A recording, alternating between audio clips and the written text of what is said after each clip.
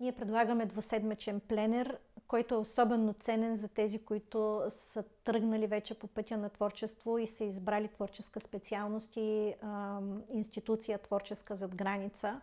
Рисуването в ателие е ценно, академичното рисуване безспорно не може без него. Опитвам се да го обясня на много хора, които особено много се ядосвам на специалностите и на курсовете, които говорят за анимация, които говорят за какви ли не модерни курсове в момента, дигитално рисуване и така нататък.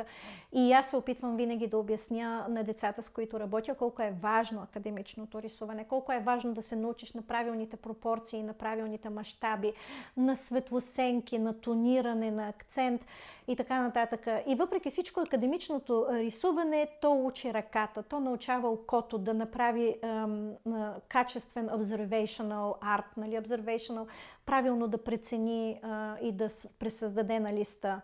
И творческото рисуване няма нищо общо с това.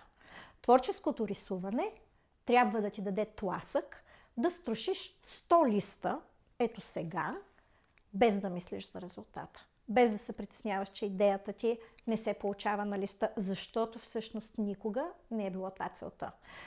Една идея има път от тук до ето там и ти, колкото и да я следваш, колкото и да се опитваш да я конкретизираш, ето това искам да направя, тя има собствен живот. И добрият, талантливият творец би позволил тази идея да съществува.